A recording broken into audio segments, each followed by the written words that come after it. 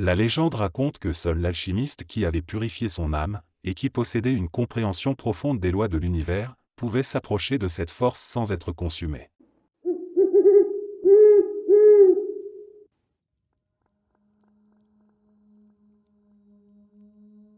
Vous avez sûrement entendu parler de la légendaire pierre philosophale, mais saviez-vous à quel point cette quête a enflammé les cœurs et les esprits de générations entières? Imaginez les alchimistes du Moyen Âge et de la Renaissance, enfermés dans leur laboratoire poussiéreux. On les voit penchés sur des cornues bouillonnantes, entourés de manuscrits anciens où les secrets sont écrits en symboles mystérieux. La pierre philosophale, disait-il, était bien plus qu'un simple objet magique, elle incarnait la promesse de la perfection ultime. Si elle existait vraiment, cette substance miraculeuse aurait le pouvoir de transformer des métaux vils comme le plomb en or puré, encore plus incroyable, de conférer l'immortalité à celui qui percerait ces mystères. Mais ce que beaucoup ne comprennent pas, c'est que la quête de la pierre philosophale n'était pas seulement matérielle. Pour les véritables alchimistes, comme ceux qui suivaient les écrits d'Hermès Trismégiste ou les enseignements de Nicolas Flamel, il s'agissait aussi d'une quête spirituelle. Pour eux, la transformation des métaux en or n'était qu'un symbole de la transformation de l'âme humaine. Trouver la pierre philosophale signifiait aussi atteindre un état de pureté intérieure, un équilibre parfait entre le corps, l'esprit et l'univers. C'était une allégorie de l'illumination spirituelle. Certains alchimistes prétendaient avoir vu des signes de cette transmutation miraculeuse. Par exemple, on raconte que Nicolas Flamel, le fameux libraire parisien, aurait un jour réussi à créer la pierre philosophale après des années d'études et de recherches. Flamel n'était pas un riche aristocrate, il vivait une vie humble, mais sa passion pour l'alchimie l'a conduit à travers l'Europe, cherchant des érudits et des mystiques capables de l'aider à déchiffrer un ancien manuscrit. Lorsqu'il revint à Paris, des choses étranges commencèrent à se produire. Il fit des dons généreux aux pauvres, finança la construction de plusieurs églises, et les rumeurs commencèrent à se propager. Avait-il vraiment trouvé la pierre philosophale? Bien sûr, les sceptiques affirmaient que tout cela n'était qu'un mythe, une légende née de la fascination pour la richesse et l'immortalité. Pourtant, même des scientifiques comme Isaac Newton se sont laissés séduire par l'idée de la pierre philosophale, consacrant des années de leur vie à tenter de percer son secret. Des manuscrits, aujourd'hui conservés dans des musées, montrent que Newton écrivait des formules alchimiques complexes, persuadé que les lois de la nature cachent des vérités bien plus profondes que ce que la science peut expliquer. En fin de compte, la légende de la pierre philosophale a continué d'évoluer. Pour certains, elle reste un simple conte, un mirage créé par des hommes qui rêvaient de richesse infinie et de vie éternelle. Pour d'autres, elle est le symbole d'une vérité spirituelle, un rappel que la véritable alchimie se trouve dans la transformation de nous-mêmes, un voyage où l'âme doit se purifier pour atteindre l'or de la sagesse.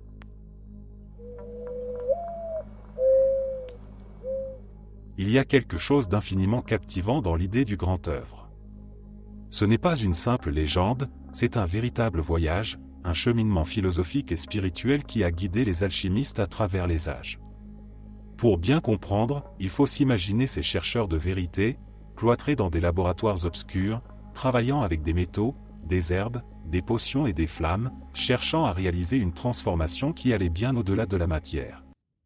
Le grand œuvre, c'est l'idée que toute la création peut être ramenée à sa forme la plus pure, et ce processus se déroule en 3 grandes étapes, la nigredo, l'albédo et la rubédo. Le voyage commence avec la nigredo, la phase de la noirceur. L'alchimiste, dans cette première étape, se confronte à la putréfaction, à la décomposition. C'est un moment de destruction, où tout ce qui est impur doit mourir pour que quelque chose de nouveau puisse naître. Les textes alchimiques décrivent cette phase comme terrifiante, car elle oblige l'individu à affronter ses propres ténèbres. Imaginez un homme seul dans son laboratoire, les mains noircies par les suies, ses pensées tourmentées par ses propres faiblesses. La nigredo n'est pas qu'une transformation de la matière, c'est une purification de l'âme. Puis vient l'albédo, la blancheur.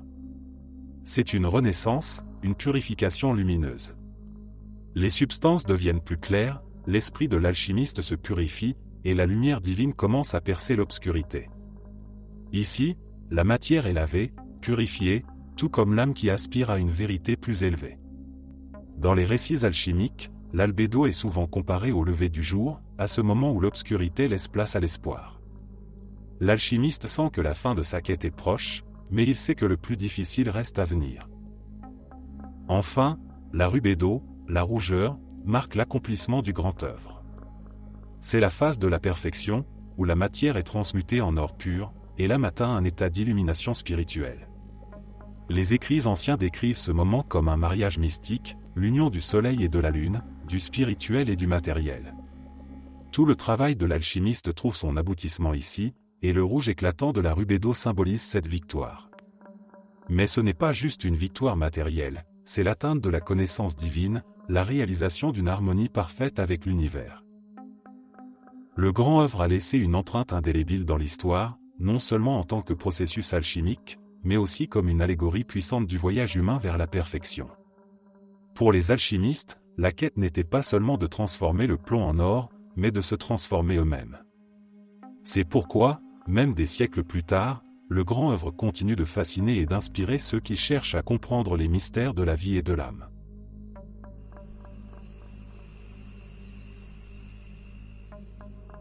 Laissez-moi vous raconter l'histoire du basilic, une créature légendaire qui a hanté les rêves des alchimistes et des érudits pendant des siècles.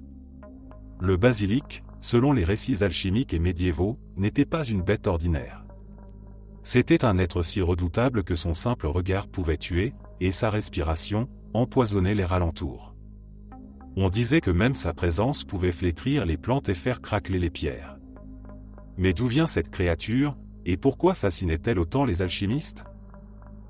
Tout commence avec la naissance du basilic, qui est elle-même entourée de mystères. Selon la légende, un basilic naissait d'un œuf de serpent ou de crapaud, mais cet œuf devait être couvé par une poule noire. Oui, vous avez bien entendu, une poule, normalement associée à la vie et à l'innocence, devenait ici l'origine d'une créature de mort et de terreur. Ce paradoxe était fascinant pour les alchimistes, car l'alchimie elle-même est pleine de contradictions, cherchant à unir les opposés et à transformer la matière vile en matière noble. Mais quel rapport tout cela a-t-il avec l'alchimie ? Eh bien, le basilic n'était pas simplement une créature de cauchemar.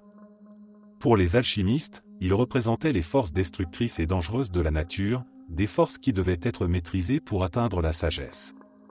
L'histoire raconte que les alchimistes les plus audacieux tentaient de capturer symboliquement l'essence du basilic dans leur laboratoire. Certains croyaient que le venin du basilic, s'il était correctement manipulé, pouvait être un ingrédient clé pour créer la pierre philosophale. Imaginez un alchimiste médiéval, travaillant dans son laboratoire à la lueur d'une chandelle, les mains tremblantes alors qu'il manipule des substances toxiques en essayant de recréer l'essence de cette créature mythique. Chaque sifflement de ces instruments de verre, chaque bulle qui éclate, pourrait être une explosion potentielle. Pourtant, il continue, motivé par la promesse d'un pouvoir inimaginable. Les récits nous disent que certains alchimistes, obsédés par ce pouvoir, allaient même jusqu'à s'entourer de miroirs pour se protéger du regard mortel du basilic, au cas où l'un d'eux réussirait l'impensable et ferait apparaître la bête dans son laboratoire. Mais le basilic n'était pas qu'un symbole de destruction. Pour les alchimistes, il représentait également la possibilité de transformation ultime. Le venin du basilic, tout comme la matière impure que les alchimistes cherchaient à purifier, contenait en lui une essence divine cachée. Celui qui réussirait à purifier ce venin aurait, disait-on, entre les mains un pouvoir sans égal. Cette idée d'utiliser ce qui est toxique et dangereux pour créer quelque chose de pur et d'immortel est un thème central de l'alchimie. Au-delà des légendes, l'histoire du basilic est un rappel de la double nature de l'alchimie. Elle est à la fois une quête de transformation intérieure, où l'on doit affronter et maîtriser ses propres ténèbres, et une science dangereuse, où chaque erreur peut coûter cher. Même aujourd'hui, le basilic alchimique reste un symbole puissant de la complexité de la nature humaine, de notre désir de contrôler ce qui nous effraie et de notre espoir de transformer nos faiblesses en force.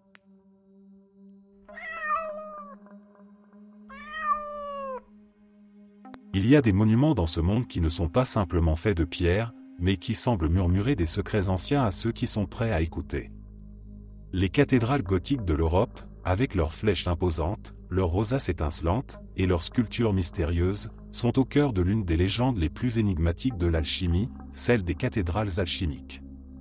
Selon cette légende, ces édifices religieux ne sont pas seulement des lieux de culte chrétien, mais aussi de véritables grimoires de pierre, remplis de symboles hermétiques et de codes alchimiques.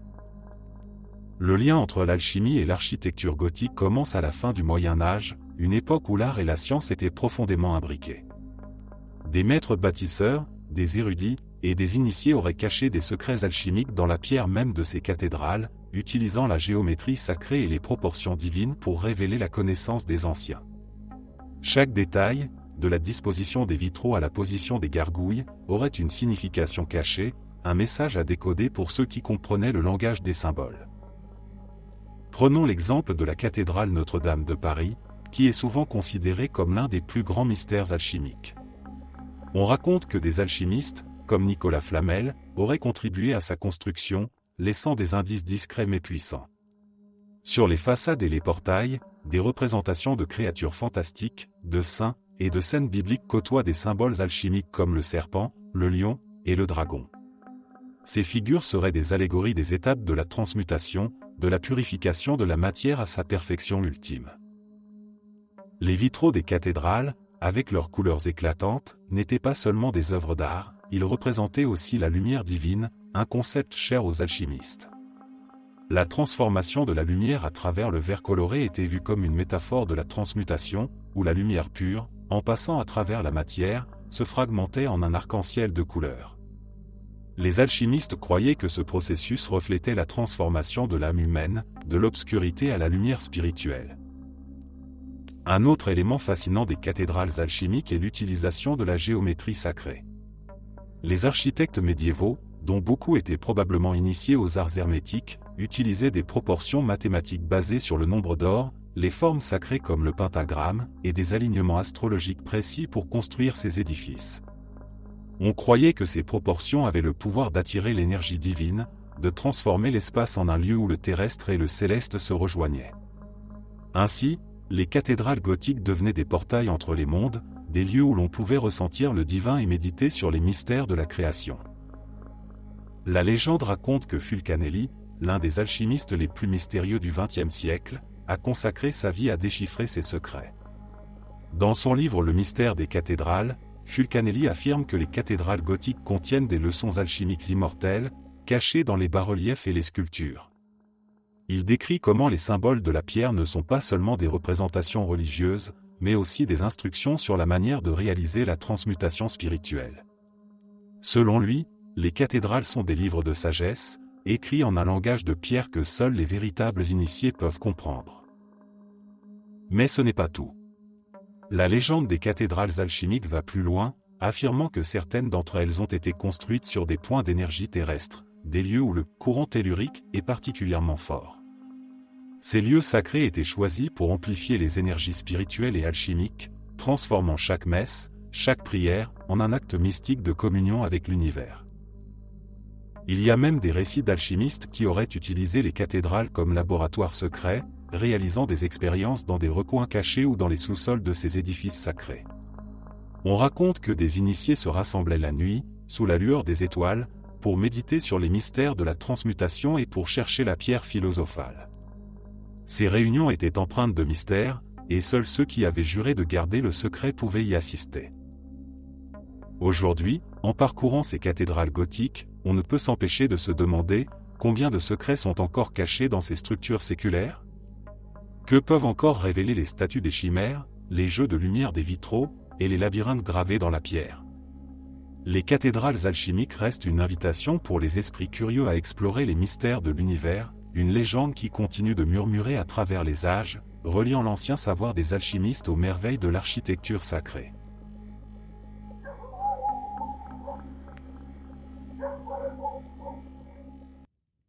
Dans l'univers des symboles alchimiques, l'Ouroboro est l'un des plus anciens et des plus mystérieux. Représenté sous la forme d'un serpent ou d'un dragon qui se mord la queue, ce symbole incarne l'idée de l'éternel retour, du cycle infini de la vie, de la mort et de la renaissance. Mais derrière ce simple dessin se cache une légende fascinante qui a traversé les siècles, captivant les esprits des alchimistes et des mystiques. La légende raconte qu'à l'aube des temps, lorsque le monde n'était qu'une étendue sauvage de chaos et de magie brute, l'Ouroboro était une créature vivante. Il s'agissait d'un dragon colossal, plus ancien que les montagnes, dont le corps s'étendait autour de la Terre, formant un cercle parfait. Ce dragon cosmique était le gardien des secrets de la création, le lien entre le commencement et la fin, entre la naissance de l'univers et sa destruction.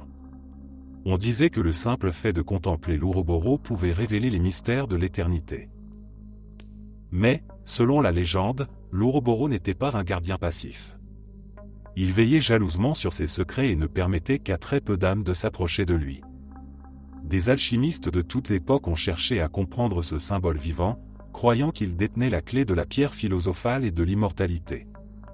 Pourtant, rares sont ceux qui ont pu approcher ce savoir sans perdre la raison. Un récit célèbre évoque l'histoire d'un alchimiste perse nommé Abu Ayyub, qui vécut au XIe siècle. Abu Ayyub était obsédé par l'idée de l'éternité. Il croyait que s'il parvenait à invoquer l'esprit de l'Ouroboros et à comprendre son langage, il pourrait découvrir la recette de la vie sans fin. Après des années d'études des constellations et de méditation dans les déserts de Perse, Abu Ayyub entreprit un rituel complexe sous une pleine lune, dessinant le symbole de l'Ouroboros dans le sable avec des cendres sacrées. La légende raconte que le ciel s'obscurcit, que les étoiles se mirent à briller avec une intensité surnaturelle, et que l'Ouroboros apparut devant lui, immense et majestueux. Son corps scintillait de lumière dorée, et ses écailles semblaient contenir des galaxies entières. Le dragon parla à Abu Ayyub dans une langue faite de sifflements et de murmures d'étoiles, lui révélant que l'éternité n'était pas un cadeau, mais une malédiction. L'Ouroboros, expliqua-t-il, représentait le cycle incessant de la transformation, la vie qui se nourrit de la mort, la création qui jaillit du néant, et l'équilibre fragile qui maintenait l'univers en harmonie. Abu Ayyub comprit alors que la quête de l'éternité n'était pas une simple recherche matérielle. C'était un voyage spirituel qui exigeait de se libérer des attachements terrestres. Il réalisa que l'immortalité physique n'avait aucun sens sans l'éternelle transformation de l'âme, et que le véritable secret de l'Ouroboros était l'acceptation du cycle naturel de la vie.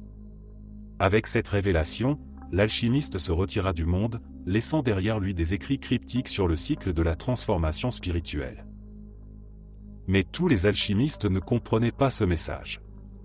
Certains continuaient de chercher à maîtriser l'Ouroboros pour obtenir la vie éternelle sans comprendre les conséquences. Un autre récit évoque un roi ambitieux qui ordonna à ses alchimistes de capturer l'esprit de l'Ouroboros et de le sceller dans un anneau d'or. Mais lorsqu'ils réussirent, l'anneau devint une malédiction. Chaque fois que le roi essayait d'allonger sa propre vie, un être cher mourait prématurément, le cycle de la vie exigeant un prix pour chaque extension. Finalement, le roi, rongé par le chagrin, perdit son royaume et sombra dans la folie. Aujourd'hui, l'Ouroboros reste un symbole central de l'alchimie, un rappel de l'équilibre entre destruction et création, de la nécessité d'accepter le changement constant et de chercher l'immortalité non pas dans le prolongement infini de la vie physique, mais dans l'éveil spirituel. Des mystiques et des philosophes continuent de méditer sur ce symbole, cherchant à comprendre les cycles de leur propre existence et à atteindre une sagesse qui transcende le temps. Le dragon qui se mord la queue continue de danser à travers les âges, défiant les hommes de comprendre ce que signifie vraiment l'éternité et leur rappelant que tout ce qui commence doit finir, et que chaque fin est un nouveau commencement.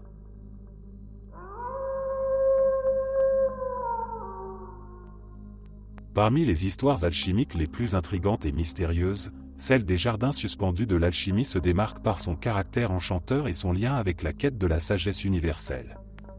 Ces jardins, dit-on, ne sont pas des lieux ordinaires, ils sont à la fois un paradis terrestre et un laboratoire divin, un endroit où la nature elle-même révèle ses secrets les plus profonds. La légende raconte que ces jardins étaient créés par des alchimistes qui avaient compris les lois cachées de la nature, et qu'ils abritaient des plantes aux propriétés miraculeuses, capables de guérir toutes les maladies, de prolonger la vie, et même de transmuter les métaux. Les jardins suspendus de l'alchimie auraient été construits par un cercle secret d'alchimistes à l'époque de la Renaissance, dans un endroit isolé, caché aux yeux des profanes. Ce lieu était entouré de montagnes, protégé par des forêts denses et des rivières cristallines qui formaient une barrière naturelle. Selon la légende, le cœur de ces jardins abritait une immense serre de verre et d'or, qui brillait au soleil comme un diamant. À l'intérieur, un écosystème parfait avait été créé, où chaque plante, chaque fleur, et chaque arbre possédait une énergie spirituelle unique. Les alchimistes qui entretenaient ces jardins étaient connus comme les « sages des fleurs ». Ils étaient des maîtres des arts hermétiques, capables de percevoir les vibrations cachées de la nature. Pour eux, chaque plante n'était pas seulement une forme de vie, mais un symbole de l'univers, une clé qui ouvrait les portes de la compréhension cosmique. Les herbes qui y poussaient n'avaient rien d'ordinaire. On disait que le romarin de ces jardins pouvait purifier l'esprit et éveiller des souvenirs enfouis, que les roses bleues exhalaient un parfum qui révélait des vérités divines, et que les lierres d'argent pouvaient guérir les blessures les plus graves. Mais le joyau des jardins suspendus était l'arbre de lumière, un arbre mythique qui poussait au centre du sanctuaire. Cet arbre, selon les récits, émettait une lueur douce et dorée, et ses fruits étaient réputés pour contenir l'essence même de la vie. Les fruits de l'arbre de lumière ne pouvaient être cueillis que par ceux qui avaient purifié leur âme par des années de méditation et de service désintéressé. Ceux qui mangeaient ce fruit trouvaient une clarté spirituelle, un aperçu de la véritable harmonie de l'univers. Mais ceux qui tentaient de prendre ce fruit par avidité ou désir égoïste étaient instantanément chassés des jardins, et les portes se refermaient à jamais pour eux. Un alchimiste légendaire, Élias le Serein, est souvent mentionné dans les récits des jardins suspendus de l'alchimie. Élias était connu pour sa patience infinie et sa profonde humilité. Après des décennies de recherche, il réussit à entrer dans ces jardins sacrés. On raconte qu'il y passa cette année, étudiant les plantes, parlant aux esprits de la nature, et apprenant les secrets de la transmutation végétale. Lorsqu'il revint parmi les hommes, il n'était plus le même. Il possédait une aura de sérénité, et son regard semblait voir au-delà du monde physique. Élias enseigna à ses disciples que la véritable alchimie était celle de la vie, que l'harmonie avec la nature était la clé de la transformation spirituelle. Cependant, la légende des jardins suspendus est également une histoire d'avertissement. Des récits parlent d'alchimistes impatients et arrogants qui, ayant appris l'existence des jardins, tentèrent d'y accéder par des moyens détournés, utilisant des sortilèges interdits ou des potions de manipulation. Ces imprudents se perdaient dans les forêts environnantes, piégés par des illusions et des mirages créés par les esprits des lieux, et leurs esprits étaient brisés par la confusion et le désespoir. Le sanctuaire ne s'ouvrait qu'à ceux qui étaient prêts à respecter la sagesse de la nature et à apprendre avec humilité. Aujourd'hui, les jardins suspendus de l'alchimie demeurent un symbole de la quête de l'harmonie parfaite entre l'homme et l'univers. Certains disent que des fragments de ces jardins subsistent, cachés dans des coins secrets du monde, où des plantes extraordinaires continuent de pousser, protégées par des gardiens invisibles. Des mystiques modernes et des botanistes ésotériques cherchent encore des indices de l'existence de ces lieux, inspirés par la beauté et la sagesse que ces jardins incarnent. La légende des jardins suspendus nous rappelle que la véritable alchimie est celle qui transforme non seulement la matière, mais aussi l'esprit. Que la nature, lorsqu'elle est respectée et comprise, peut révéler des secrets bien plus précieux que l'or, et que la patience, la pureté du cœur, et l'amour de la vie sont les clés pour accéder au plus grand trésor de l'univers.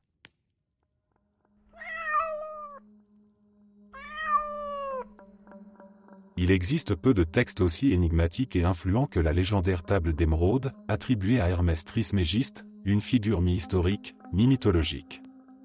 Cette tablette, disait-on, était gravée sur une pierre d'émeraude, et elle contiendrait tous les secrets de l'univers et de l'alchimie. Mais le mystère ne s'arrête pas là.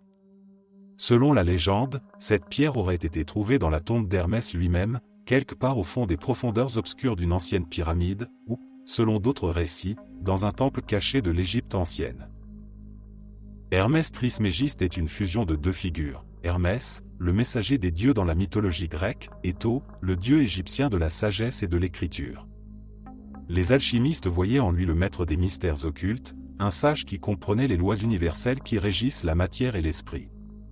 La table d'émeraude était donc considérée comme le texte le plus sacré et le plus précieux, une sorte de clé cosmique qui, si elle était comprise, permettrait de percer les secrets de la création elle-même. Le texte de la table d'émeraude est étonnamment court, mais chaque phrase est chargée d'une profondeur qui défie toute interprétation simple. La phrase la plus célèbre en est sans doute « Ce qui est en bas est comme ce qui est en haut, et ce qui est en haut est comme ce qui est en bas », pour accomplir les miracles d'une seule chose. Cette maxime résume le principe de correspondance, une loi alchimique qui affirme que tout dans l'univers est interconnecté. Pour les alchimistes, cette phrase signifiait que le microcosme, l'homme et sa nature intérieure, était un reflet du macrocosme, l'univers et ses forces. Mais ce qui rend la table d'émeraude encore plus intrigante, c'est la manière dont elle a inspiré les pratiques alchimiques. Imaginez des alchimistes médiévaux, enfermés dans leur laboratoire, lisant et relisant ces mots, cherchant à comprendre ce que Hermès voulait dire.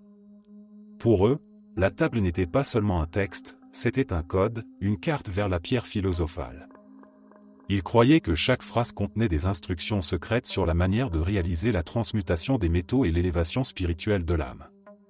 Certains disaient que la pierre d'émeraude elle-même possédait une énergie mystique, capable de transformer l'esprit de ceux qui la lisaient avec une compréhension pure. Des philosophes de la Renaissance, comme Marcille Ficin et Paracelse, ont été profondément influencés par la table d'émeraude. Ils l'ont étudiée et ont écrit des commentaires, cherchant à percer son mystère. Paracelse, par exemple, croyait que la table d'émeraude contenait des révélations divines qui unissaient la médecine, la chimie et la spiritualité. Il voyait l'univers comme un grand organisme vivant, et chaque être humain comme une part de ce tout cosmique. La compréhension de ce texte, selon lui, permettait de guérir non seulement les maladies du corps, mais aussi les maux de l'esprit. Pour d'autres, la table d'émeraude était bien plus qu'un simple texte alchimique. Des mystiques voyaient en elle une révélation spirituelle, une prière cosmique qui exprimait la nature divine de la création. Ils méditaient sur ces phrases, croyant que la sagesse d'Hermès pouvait ouvrir des portes vers d'autres dimensions de la conscience. On raconte même que certains initiés avaient des visions mystiques en lisant ces mots, des visions où ils comprenaient enfin l'unité de toute chose, la connexion entre l'âme et l'univers. Aujourd'hui encore, la table d'émeraude reste un objet de fascination. Les occultistes, les mystiques, et même les scientifiques curieux continuent de s'interroger sur le sens profond de ces mots. Est-ce un simple texte ésotérique, un vestige des croyances antiques? Ou contient-elle réellement des clés pour comprendre les mystères de l'existence?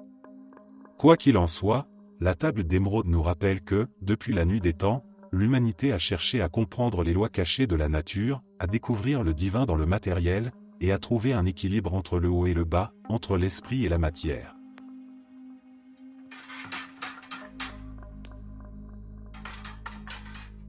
John Dee est une autre figure emblématique du XVIe siècle, un homme qui incarnait le mélange parfait entre la science, la magie et l'alchimie.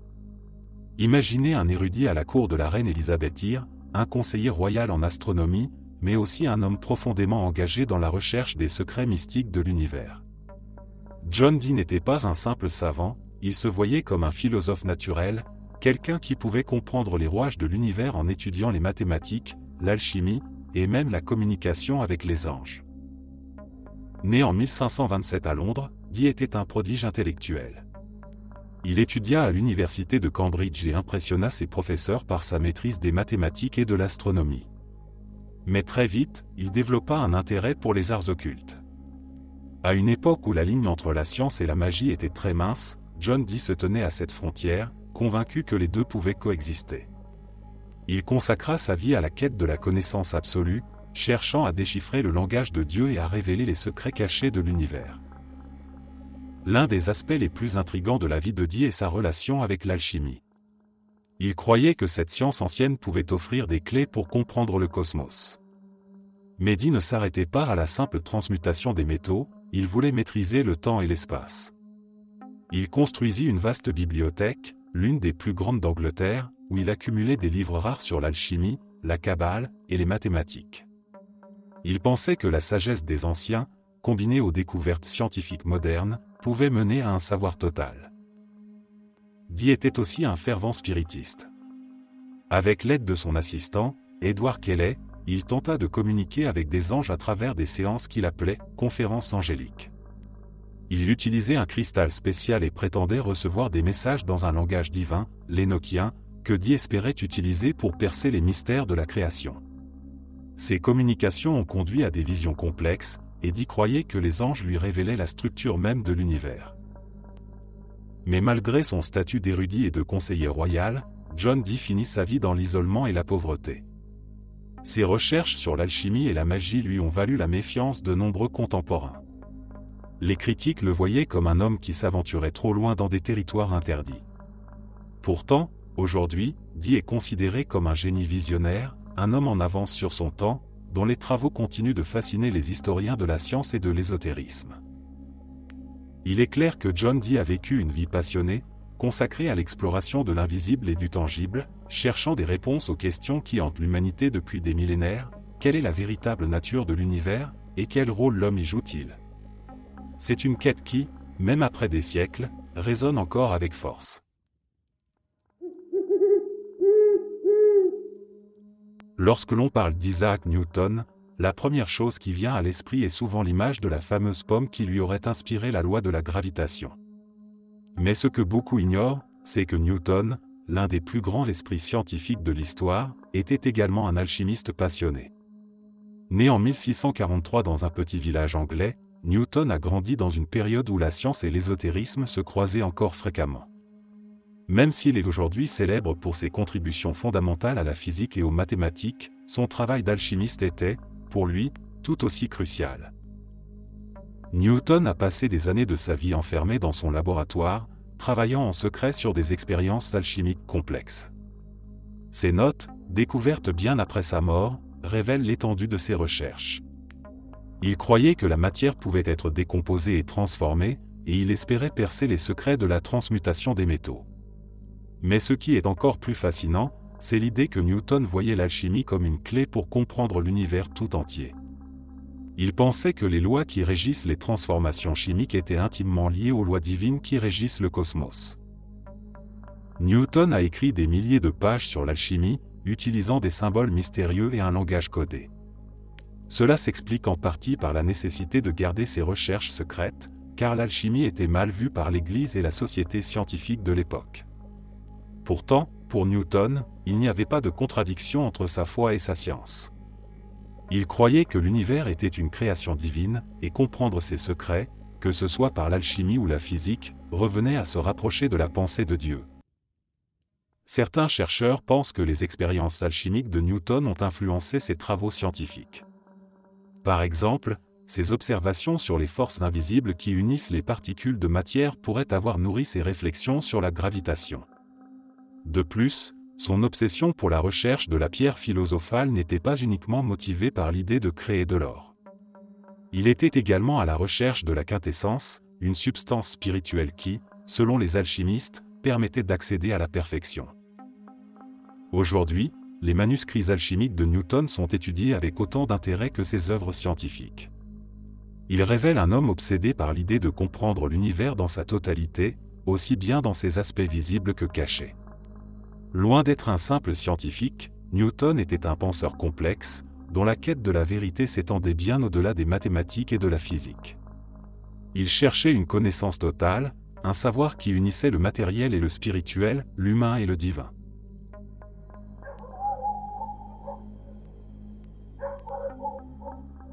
L'histoire de l'élixir de longue vie est un récit fascinant qui traverse le temps et l'espace, mêlant les traditions de l'Orient et de l'Occident. Pour comprendre l'ampleur de cette légende, il faut d'abord se replonger dans une époque où l'idée même de la mortalité terrifiait les hommes, et où la promesse de l'immortalité représentait le rêve ultime.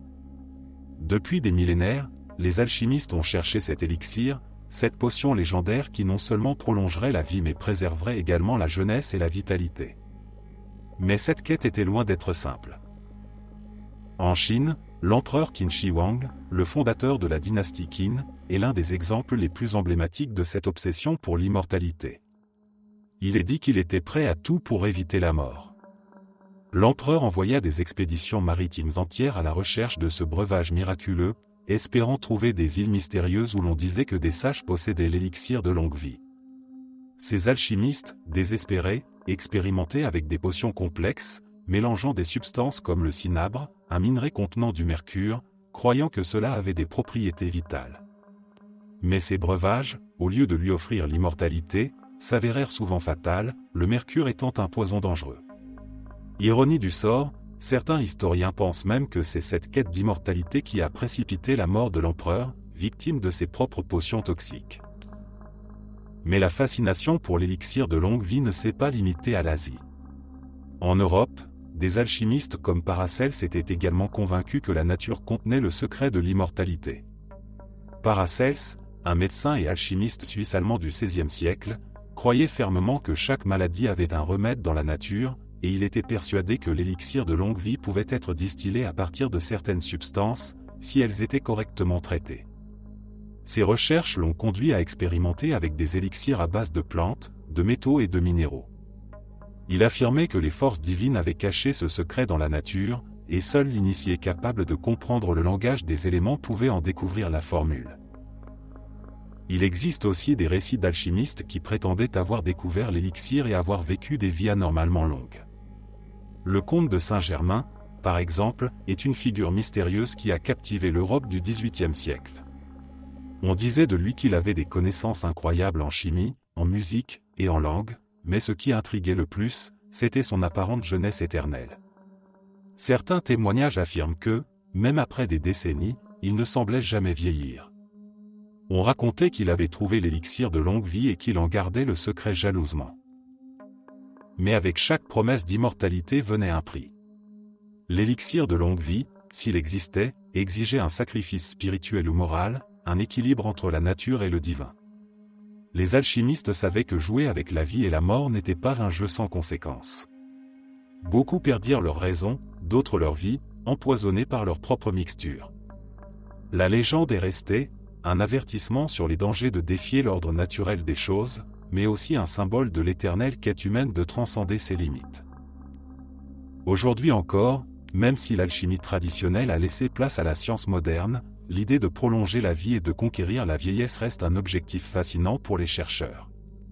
L'élixir de longue vie a peut-être pris la forme de la recherche médicale et des avancées en biotechnologie, mais l'esprit de la quête reste inchangé, nous continuons de chercher des moyens de défier la mort, de vaincre le temps, et de découvrir ce que signifie véritablement être immortel.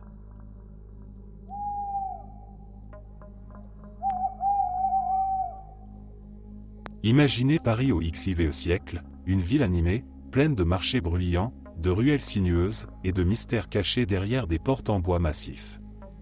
C'est dans cette atmosphère, où le médiéval côtoyait l'ésotérisme, qu'un homme nommé Nicolas Flamel vivait sa vie de libraire et de copiste. À première vue, Flamel n'était qu'un homme simple, connu pour sa boutique de manuscrits anciens où se retrouvaient érudits et rêveurs de la capitale. Mais ce que beaucoup ne savaient pas, c'est que Flamel nourrissait un secret, une fascination dévorante pour l'alchimie. Un jour, alors qu'il était assis à sa table de travail, penché sur des parchemins poussiéreux, Flamel reçut un manuscrit qui allait changer sa vie. C'était un livre ancien, épais, recouvert de cuir usé, orné de symboles étranges gravés à l'encre dorée. Les pages étaient remplies de symboles alchimiques, d'illustrations bizarres et de textes cryptiques. Flamel se sentit irrémédiablement attiré par ces secrets, et ce fut le début de son voyage dans l'univers de l'alchimie. Pendant des années, il chercha désespérément à déchiffrer le texte. Il passait des nuits entières sous la faible lueur des chandelles, à dessiner des cercles alchimiques et à méditer sur la signification des mots mystérieux. Mais ce n'est que lorsque Flamel décida de voyager en Espagne, qu'il fit une découverte majeure. Il s'était rendu dans ce pays pour consulter des savants juifs, réputés pour leur connaissance de l'alchimie et des sciences occultes. Après des mois de discussions et de recherches, il comprit enfin le sens du manuscrit. Flamel croyait avoir découvert le secret de la pierre philosophale, une substance qui pouvait transformer le plomb en or et offrir l'immortalité. À son retour à Paris, des choses étranges commencèrent à se produire. Nicolas Flamel, qui n'avait jamais été riche, commença soudain à accumuler une grande fortune. Il acheta des propriétés, finança des œuvres de charité, et fit des dons généreux pour la construction d'églises. Les habitants de la ville commencèrent à murmurer: comment un simple libraire pouvait-il avoir autant de richesses? Des rumeurs circulaient, prétendant que Flamel avait réussi la transmutation des métaux. Certains disaient même qu'il possédait l'élixir de vie. Mais Flamel n'a jamais confirmé ces histoires. Il a continué sa vie discrètement, même si des visiteurs mystérieux venaient parfois frapper à sa porte, cherchant des réponses aux secrets de l'alchimie. Lorsqu'il mourut en 1418, les légendes ne firent que s'amplifier. Des siècles plus tard, son tombeau fut ouvert par des pilleurs de tombes avides, espérant trouver des trésors alchimiques. Mais à leur grande surprise, le cercueil de Flamel était vide. Certains disent qu'il n'est jamais vraiment mort, qu'il continue de marcher parmi nous, immortel grâce à ses découvertes. La légende de Nicolas Flamel reste l'une des histoires les plus fascinantes de l'alchimie. qu'il ait réellement découvert la pierre philosophale ou que tout cela ne soit qu'un mythe né de l'imaginaire collectif, il a laissé une empreinte indélébile dans la culture ésotérique, inspirant d'innombrables récits et recherches dans le domaine de l'alchimie.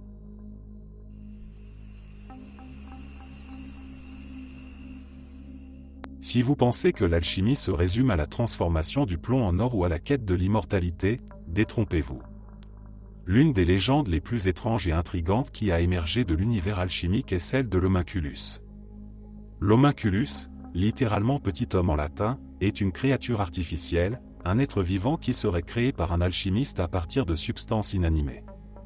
Cela semble tout droit sorti d'un récit fantastique, mais pour les alchimistes du passé, l'idée était fascinante et terriblement sérieuse.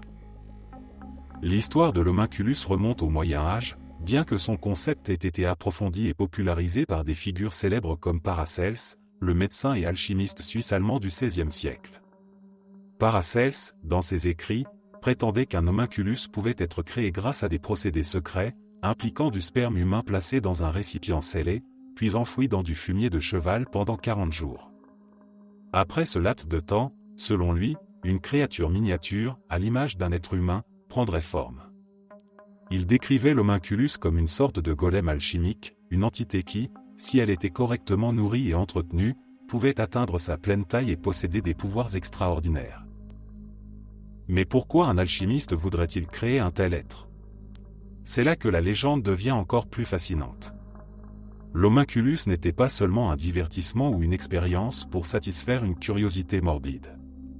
On croyait que cet être artificiel pouvait devenir un serviteur docile et loyal, voire même un protecteur, doté de connaissances secrètes.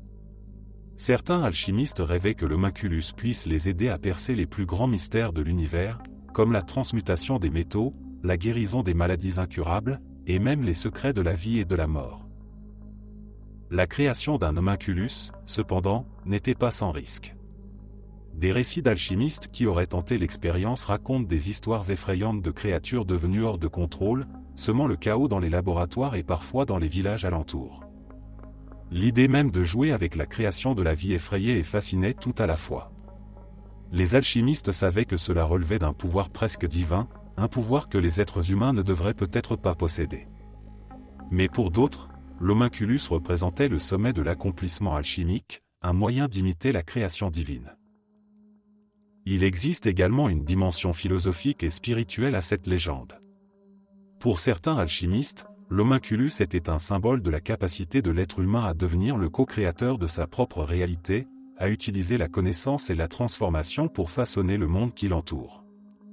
L'acte de créer un être vivant à partir de matière inerte représentait la puissance de l'esprit humain, mais aussi la fragilité de jouer avec des forces que l'on ne comprenait pas pleinement. Même la littérature et les arts ont été inspirés par cette légende. Des siècles après Paracelse, des écrivains comme Goethe ont repris l'idée dans des œuvres comme Faust, où l'homunculus symbolise le désir humain de transcender les limites de la nature. Aujourd'hui, le concept d'homunculus continue de captiver l'imaginaire collectif, servant de métaphore pour les questions d'éthique de la science moderne, comme le clonage ou la création de la vie artificielle. La légende de l'homunculus, avec ses rêves de création et ses avertissements sur les dangers de l'orgueil humain, nous rappelle que la frontière entre le possible et l'impossible a toujours été mince dans le monde de l'alchimie. C'est une leçon sur l'humilité et le respect des mystères de la vie, mais aussi un témoignage de la soif inextinguible de l'humanité pour comprendre et maîtriser les secrets de l'univers, même au risque de s'aventurer trop loin.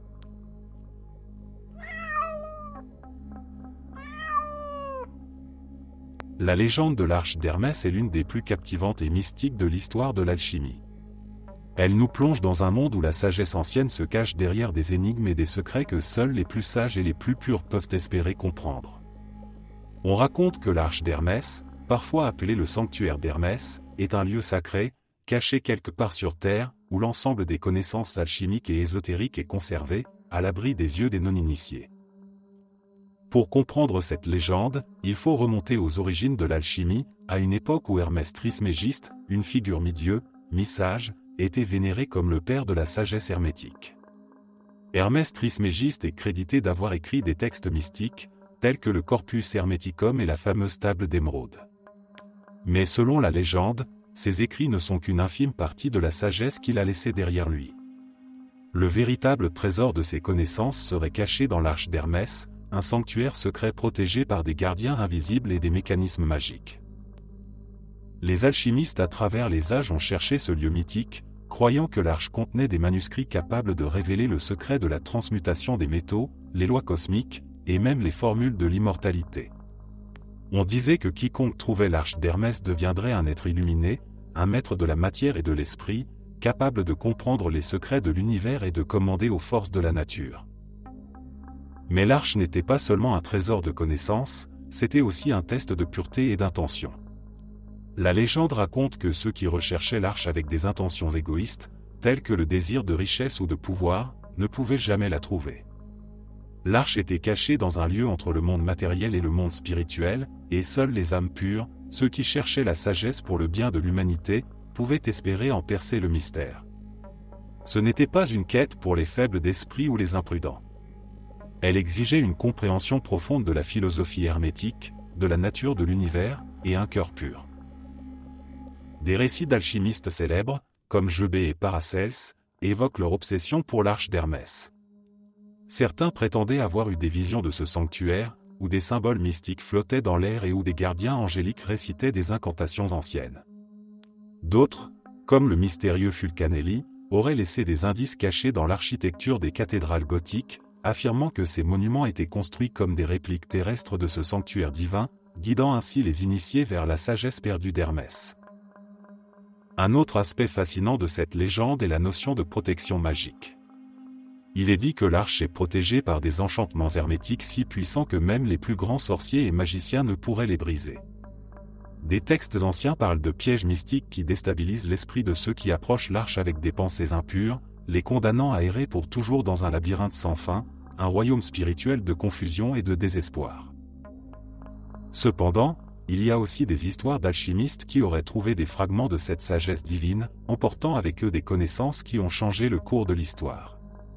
Certains affirment que des secrets de l'arche d'Hermès ont été transmis de maître à élève, un savoir gardé jalousement par des sociétés secrètes, comme les Rosicruciens ou les francs-maçons, qui veillent à ce que ces révélations ne tombent pas entre de mauvaises mains. Aujourd'hui, la quête de l'arche d'Hermès reste un symbole de la recherche ultime de la connaissance et de l'illumination spirituelle. Pour les mystiques et les chercheurs de vérité, l'arche d'Hermès n'est pas seulement un lieu physique à découvrir, mais un voyage intérieur, une quête de sagesse qui exige une transformation complète de l'être.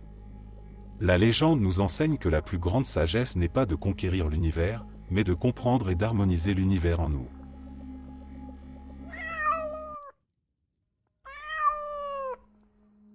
Il y a des légendes d'alchimie qui ne se limitent pas aux laboratoires obscurs et aux alchimistes solitaires. Certaines impliquent des rois, des empereurs et des cours royales, et l'une des plus captivantes est celle de l'empereur Rodolphe II de Habsbourg, le souverain alchimiste de Prague. Son règne, au tournant du XVIe et XVIIe siècle, est un épisode unique de l'histoire, où l'alchimie, la science, et l'art ont convergé d'une manière rarement vue. Rodolphe II, empereur du Saint-Empire romain germanique, était un homme complexe et énigmatique. Il était fasciné par l'occulte, la magie, et surtout l'alchimie. Contrairement à la plupart des monarques de son époque, qui se concentraient sur la guerre ou la politique, Rodolphe II se passionnait pour les mystères de l'univers. Il transforma le château de Prague en un centre d'alchimie, attirant des penseurs, des scientifiques et des mystiques de toute l'Europe. Sous son règne, la ville de Prague devint un véritable creuset d'idées ésotériques et scientifiques, un endroit où l'on croyait que les secrets de la nature pouvaient être percés. Le château de Prague, qui surplombe la ville, était rempli d'alchimistes en quête de la pierre philosophale, du secret de la transmutation des métaux ou de l'élixir de longue vie. Des figures célèbres comme John Dee, le savant anglais, et son assistant Edward Cayley, furent invités à la cour de Rodolphe. Cayley prétendait avoir découvert un fragment de la poudre de projection, capable de transformer le plomb en or, et l'empereur était fasciné par ces démonstrations. On raconte même que Rodolphe offrait d'énormes sommes d'argent et des titres de noblesse à ceux qui pouvaient prouver la validité de leurs pratiques alchimiques. Mais ce n'était pas seulement l'or qui fascinait Rodolphe II. L'empereur croyait que l'alchimie pouvait révéler les secrets de l'univers, que la matière, l'esprit et le divin étaient liés de manière indissociable.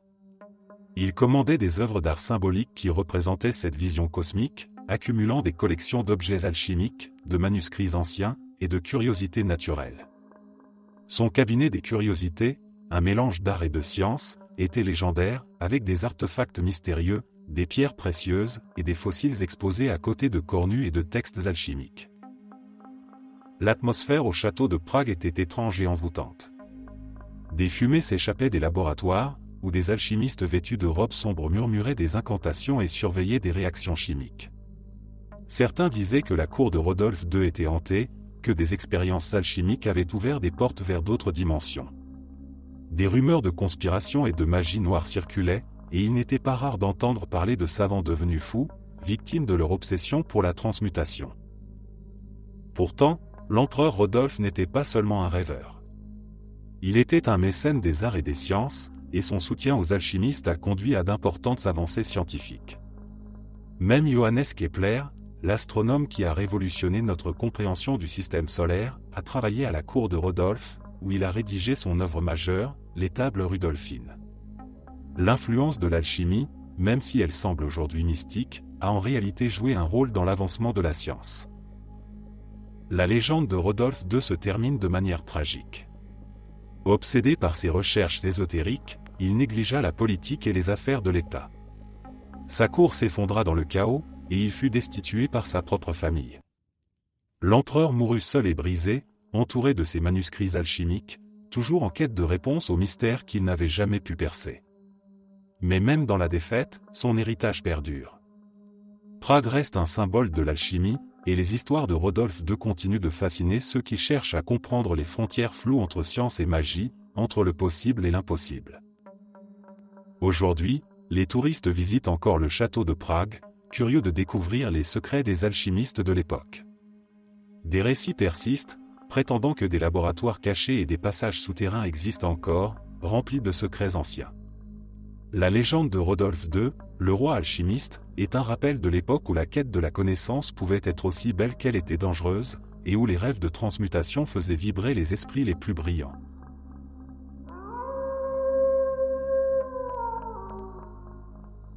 Parmi les nombreuses quêtes des alchimistes, l'une des plus audacieuses et mystérieuses est celle de l'alcaeste. Imaginez un solvant si puissant qu'il pourrait dissoudre toute matière sur Terre, des métaux les plus durs aux pierres les plus résistantes. Ce solvant, appelé alcaeste, était censé être la clé pour comprendre et décomposer la nature même de la matière. Il s'agissait d'une substance qui, si elle pouvait être maîtrisée, offrirait des possibilités inimaginables, non seulement pour l'alchimie, mais aussi pour la médecine, la science, et peut-être même la transformation spirituelle. La légende de l'alcaeste a été popularisée par Paracelse, ce célèbre médecin et alchimiste suisse-allemand qui a défié les connaissances conventionnelles de son époque. Paracelse croyait fermement que l'alcaeste existait et qu'il pouvait être le solvant parfait, capable de réduire toute matière en ses éléments primordiaux. Dans ses écrits, il décrivait l'alcaeste comme une substance qui détenait la pureté ultime, une essence universelle qui pouvait dissoudre les impuretés de la matière et, par extension, les maladies du corps humain. L'idée était que, grâce à l'alcaeste, les alchimistes pourraient purifier les substances et les recomposer sous une forme plus parfaite. C'était un peu comme décomposer la création entière pour en extraire la quintessence, puis la reconstruire de manière pure et harmonieuse. Mais il y avait un paradoxe fascinant, si l'alcaeste pouvait vraiment dissoudre toute chose, alors quel récipient pourrait le contenir ? Un solvant capable de détruire n'importe quelle matière serait, par définition, impossible à manipuler. Les alchimistes se heurtaient à cette énigme, et cela rendait la quête encore plus périlleuse et complexe. Des récits alchimiques racontent que certains alchimistes, obsédés par l'idée de l'alcaeste, ont passé des années de leur vie à chercher cette substance insaisissable. Leur laboratoire était rempli de cornues, de creusets et de fioles de toutes sortes, où des réactions chimiques bizarres prenaient forme. On les décrit comme des hommes hantés, les yeux cernés et les mains tremblantes, absorbés par des formules secrètes et des expériences dangereuses. Ils testaient des combinaisons de mercure, de soufre et de sel, croyant que l'alcaeste se trouvait peut-être dans une union parfaite de ces éléments. Mais la légende de l'alcaeste ne concernait pas seulement la matière. Comme toute grande quête alchimique, elle avait une dimension spirituelle. Pour certains alchimistes, l'alcaeste était aussi une métaphore de la purification de l'âme.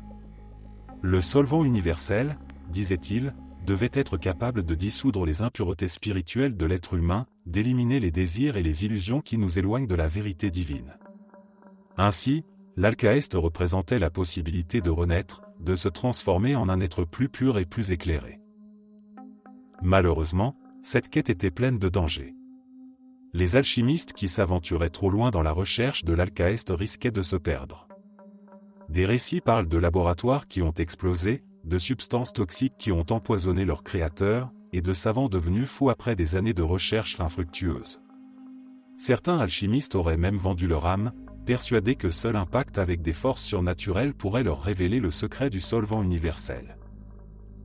Aujourd'hui, l'Alcaeste reste une légende mystérieuse, un symbole de la puissance destructrice et créatrice de la nature.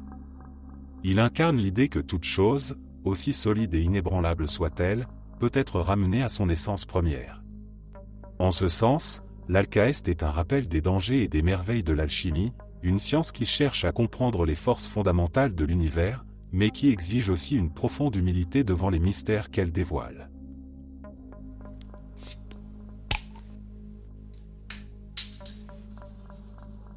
Dans le monde de l'alchimie, il existe des ouvrages dont la simple mention éveille des curiosités et des craintes, et l'un des plus célèbres est le manuscrit de Ripley. Ce texte mystérieux est attribué à Sir George Ripley, un moine et alchimiste anglais du XVe siècle, connu pour avoir laissé un héritage d'énigmes ésotériques et d'instructions alchimiques cachées. La légende entourant ce manuscrit est profonde et pleine de secrets qui semblent échapper à ceux qui n'ont pas l'esprit éclairé. Pour comprendre ce manuscrit, il faut d'abord se plonger dans l'Europe de la Renaissance, une époque où l'alchimie était un art à la fois respecté et craint, pratiqué par des esprits érudits, mais souvent dans l'ombre des laboratoires secrets. Sir George Ripley, après avoir passé des années à voyager à travers l'Europe, notamment à Rome, où il aurait étudié les arcanes de l'alchimie auprès des plus grands maîtres de l'époque, retourna en Angleterre avec un savoir qui semblait surnaturel. C'est là qu'il aurait écrit son célèbre manuscrit de Ripley, un texte qui, selon les initiés, décrit le processus alchimique complet menant à la création de la pierre philosophale. Mais attention, ce n'est pas un simple mode d'emploi, c'est un chef-d'œuvre de symbolisme et de métaphores complexes, une série d'illustrations envoûtantes où des serpents se transforment en dragons, où des aigles dévorent des lions, et où des corbeaux se transmutent en colombes. Chaque image est une énigme, chaque phrase un voile sur une vérité cachée. Les alchimistes qui ont étudié le manuscrit de Ripley ont passé des années, voire des décennies, à tenter de le comprendre.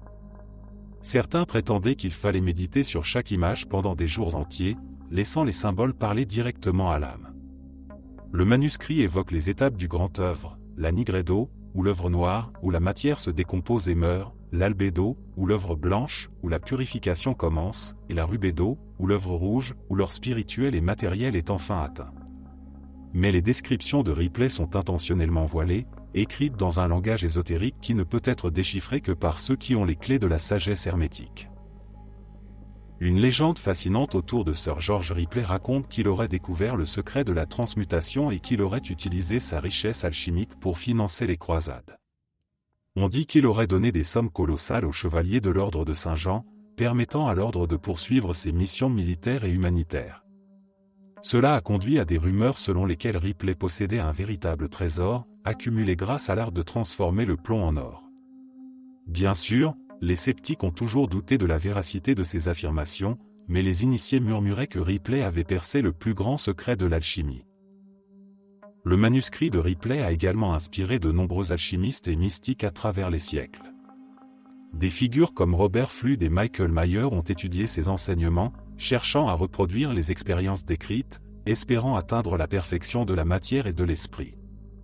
Des copies du manuscrit se sont répandues dans les cercles alchimiques, chacune entourée d'une aura de mystère et de danger. On disait que le simple fait de posséder une copie pouvait attirer des forces inconnues, des esprits gardiens qui protégeaient le secret de la pierre philosophale. Mais la légende du manuscrit de Ripley ne s'arrête pas là. Des récits modernes racontent que certaines bibliothèques anciennes, comme la bibliothèque Bodleian d'Oxford, cachent des versions annotées du texte, protégées par des rituels ésotériques. Des chercheurs ont affirmé avoir ressenti des sensations étranges en étudiant le manuscrit, comme si les symboles eux-mêmes avaient une vie propre, un pouvoir hypnotique qui défiait la logique. Des histoires d'alchimistes devenus fous, obsédés par les secrets du texte, ont circulé, ajoutant encore plus d'aura au manuscrit. Aujourd'hui, le manuscrit de Ripley est étudié non seulement par les alchimistes modernes, mais aussi par les historiens de l'art et les philosophes, fascinés par ses métaphores complexes et ses images envoûtantes. C'est une œuvre qui défie le temps, un testament de la quête éternelle de l'humanité pour comprendre et maîtriser les forces cachées de la nature. Les symboles de Ripley continuent de hanter ceux qui cherchent la vérité, rappelant que le chemin de l'alchimie est semé de mystères et de révélations, mais qu'il est aussi dangereux pour ceux qui ne sont pas prêts à affronter les profondeurs de leur propre esprit.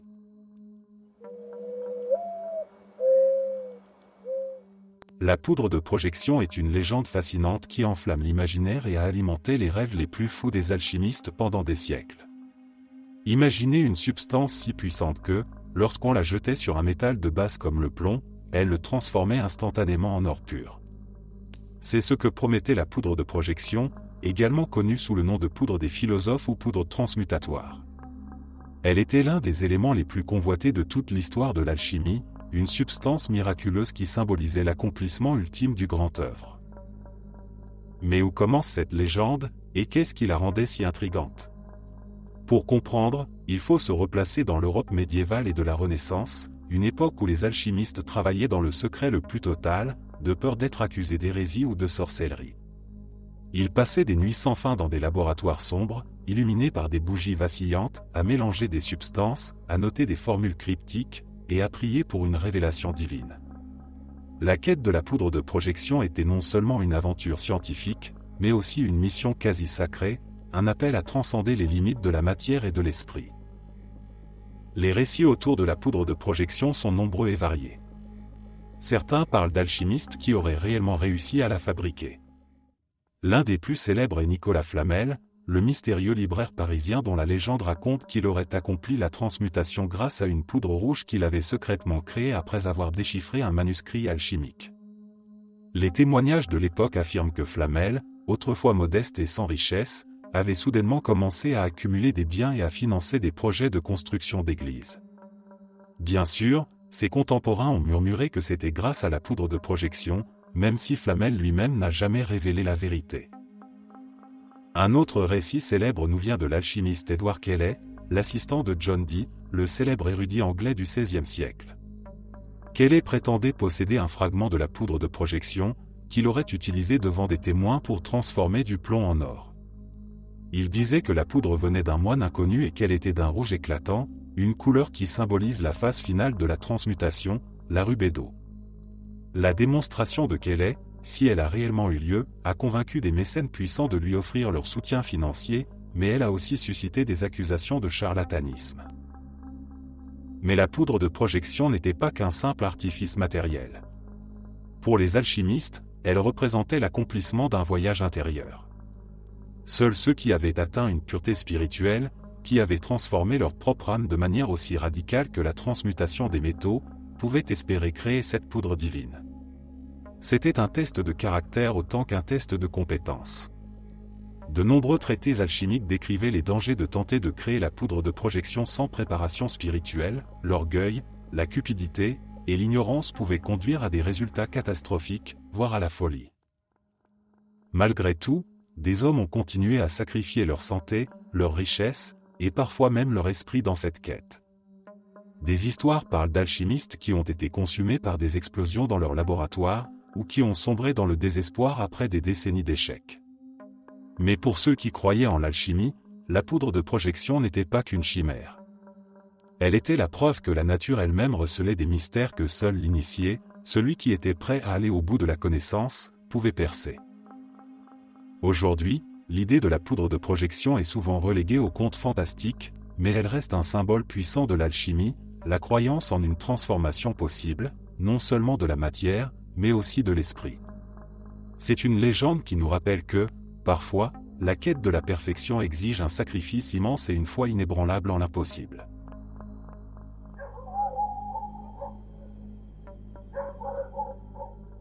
Il existe, dans les récits de l'alchimie ancienne, une légende captivante connue sous le nom de la fontaine des sages. Cette fontaine mythique, également appelée fontaine de vie ou fontaine de jouvence, serait cachée quelque part au cœur d'une forêt enchantée, ou dans un jardin secret soigneusement protégé par des forces invisibles. On disait que cette source magique ne contenait pas de simple eau, mais un liquide sacré capable de restaurer la jeunesse, de guérir toutes les maladies, et même de conférer l'illumination spirituelle à ceux qui avaient le privilège de la trouver. La légende de la fontaine des sages est profondément enracinée dans les traditions mystiques et alchimiques du Moyen Âge. On raconte que de nombreux alchimistes, obsédés par la quête de l'immortalité et de la perfection spirituelle, ont passé des années à chercher cette fontaine, croyant que son eau sacrée était liée à la pierre philosophale. Ce n'était pas seulement une recherche de la vie éternelle, mais aussi une quête de sagesse, car on disait que boire de cette eau révélait les secrets les plus profonds de l'univers. Un des récits les plus célèbres liés à cette fontaine est celui de l'alchimiste Bernard le Trévisan, un noble français du XIVe siècle, qui consacra toute sa vie à la poursuite de l'immortalité. Bernard croyait que la fontaine des sages n'était pas un simple endroit physique, mais un symbole de l'union parfaite entre le corps, l'esprit et l'âme. Pourtant, il était convaincu que la source avait une existence réelle, quelque part cachée, attendant d'être découverte par celui qui serait assez pur pour mériter ses bienfaits. Après avoir dépensé toute sa fortune dans des expériences alchimiques et des expéditions infructueuses, Bernard comprit que la vraie fontaine de vie devait être découverte à l'intérieur de lui-même, dans la transformation de son propre être. Pourtant, la légende ne s'arrête pas là. On raconte qu'un autre alchimiste, connu sous le nom de l'ermite de la Fontaine, aurait trouvé l'emplacement de cette source sacrée. L'histoire raconte qu'il vivait reclus dans une vallée entourée de montagnes, gardant la fontaine cachée des yeux des profanes. L'ermite était un homme de grande sagesse, et il croyait que l'eau de la fontaine des sages ne devait être partagée qu'avec ceux qui avaient prouvé leur vertu et leur engagement envers l'humanité. Selon la légende, des pèlerins, des chevaliers et des mystiques venaient de loin pour le rencontrer, mais seuls quelques élus avaient le droit de boire de la fontaine. L'eau de la fontaine des sages, disait-on, était cristalline et lumineuse, irradiant une lumière douce et argentée. Lorsqu'on la buvait, une chaleur douce envahissait le corps, guérissant les blessures et apportant une paix intérieure profonde.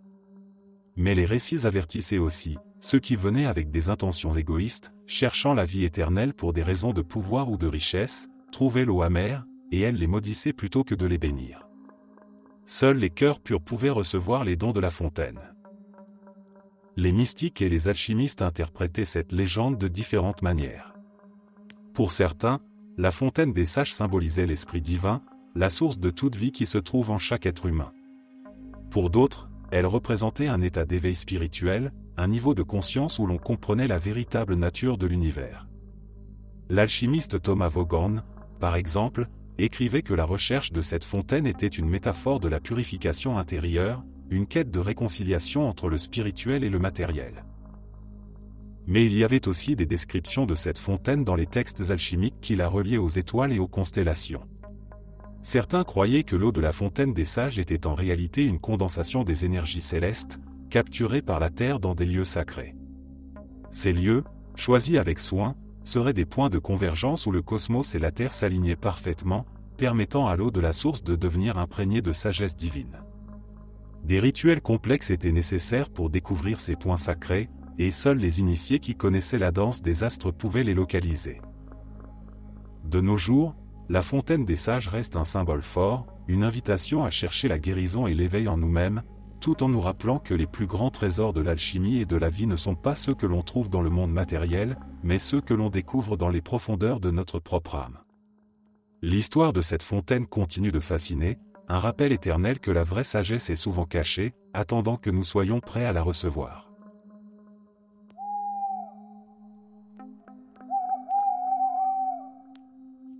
Parmi les nombreux artefacts mystérieux qui hantent les récits alchimiques, il en est un qui suscite à la fois la fascination et la crainte, le sablier de vie. Selon la légende, ce sablier n'était pas un simple objet destiné à mesurer le temps, mais un instrument sacré capable de manipuler le cours de la vie elle-même.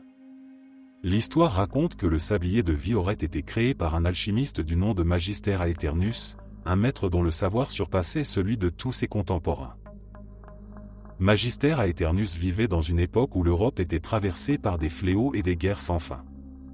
On dit que, hanté par la vue de la souffrance humaine, il se consacra corps et âme à l'alchimie, cherchant un moyen d'offrir un répit aux êtres mortels.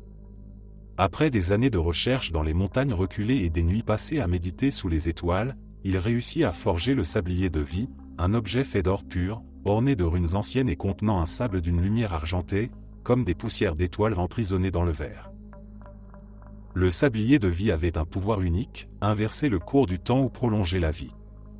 Lorsqu'on le retournait, le sable qui s'écoulait n'était pas seulement un indicateur des secondes qui passaient, il influençait directement le flux vital de la personne qui l'utilisait. Si quelqu'un en buvait une pincée, il voyait son âge reculer, ses rides disparaître, et sa jeunesse revenir. Mais si le sablier était retourné dans un autre sens, il pouvait précipiter la vieillesse et la mort, comme si le temps lui-même se resserrait autour de la personne avec une impitoyable rapidité. Le pouvoir de cet objet était donc à double tranchant.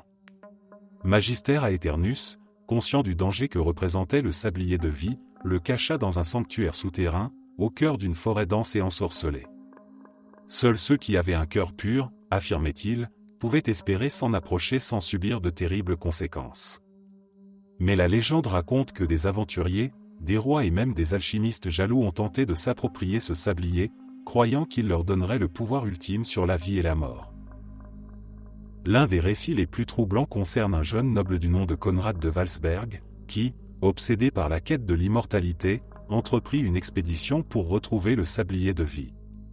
Accompagné de chevaliers et de mages, il traversa des forêts maudites, escalada des montagnes glacées, et affronta des créatures mythiques qui protégeaient les secrets du sablier. Après des mois de périple, il trouva enfin le sanctuaire, un endroit baigné d'une étrange lumière bleue, où le sablier de vie reposait sur un autel de cristal. Dans sa folie et son désir d'échapper à la vieillesse, Conrad s'empara du sablier et le retourna. Mais il ne comprenait pas le véritable pouvoir de l'objet. Le sable s'écoula, et, au lieu de lui donner une jeunesse éternelle, il inversa le cours de sa vie jusqu'à ce qu'il devienne un enfant, puis un nourrisson, pour finalement disparaître dans un éclat de lumière. Ses compagnons, horrifiés, prirent la fuite, et le sanctuaire se referma sur lui-même, comme si la terre avait avalé ce secret. La légende du sablier de vie est aussi une leçon d'humilité. Elle nous enseigne que manipuler le temps est une entreprise périlleuse, un pouvoir qui n'appartient qu'au divin. Les alchimistes qui connaissaient cette légende savaient que le temps était une force que l'on pouvait peut-être comprendre, mais jamais maîtriser sans en payer le prix. Le sablier de vie est devenu un symbole des limites de la quête humaine pour dominer les forces de la nature, et il est souvent représenté dans l'art alchimique, entouré de symboles d'avertissement. Aujourd'hui, l'histoire du sablier de vie continue de fasciner. Des chercheurs affirment que des fragments de ce sable mystique auraient été retrouvés, conservés dans des reliquaires anciens, mais personne n'a jamais prouvé l'existence réelle de l'objet. Peut-être que le sablier de vie reste caché, attendant un autre chercheur audacieux ou imprudent prêt à risquer son âme pour jouer avec le temps.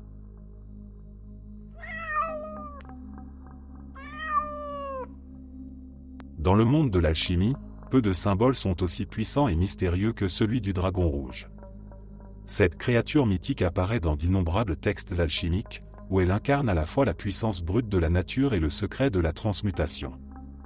Mais le dragon rouge, selon la légende, n'est pas un simple symbole, c'est une force vivante, un gardien des mystères alchimiques, et il est lié à des récits de pouvoir, de danger et d'illumination. La légende du dragon rouge commence dans les profondeurs de l'Europe médiévale, une époque où les alchimistes s'aventuraient dans les secrets de la matière et de l'esprit. On raconte que ce dragon, d'un rouge éclatant et brûlant, dormait au plus profond de la terre, caché dans des cavernes cristallines, entouré de trésors mystiques et de forces élémentaires. Les alchimistes croyaient que ce dragon symbolisait le soufre alchimique, l'un des 3 principes de base de la transmutation, représentant la force et l'énergie du feu intérieur. Le soufre était considéré comme l'élément actif qui, une fois éveillé et maîtrisé, pouvait purifier et transformer n'importe quel métal en or. Mais atteindre le dragon rouge, disait-on, n'était pas une tâche pour les faibles ou les imprudents. La légende raconte que seul l'alchimiste qui avait purifié son âme et qui possédait une compréhension profonde des lois de l'univers pouvait s'approcher de cette force sans être consumé. Car le dragon rouge, bien que source de puissance, était aussi un destructeur. Beaucoup d'alchimistes qui avaient tenté de l'éveiller trop tôt ou sans préparation ont fini en cendres, leur laboratoire détruit par des explosions mystérieuses, leurs esprits brisés par des visions de feu et de chaos. Dans un vieux grimoire alchimique, le livre du dragon rouge, des instructions cryptiques sont gravées, décrivant un rituel pour invoquer et maîtriser cette force.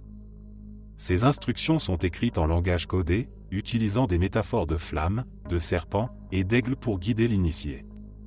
Ce livre est si dangereux, dit-on, qu'il aurait été interdit par les autorités ecclésiastiques, et posséder une copie était considéré comme un acte de sorcellerie. On raconte que des exemplaires du livre du dragon rouge sont encore cachés dans des bibliothèques secrètes, protégés par des sociétés ésotériques qui gardent jalousement le savoir alchimique.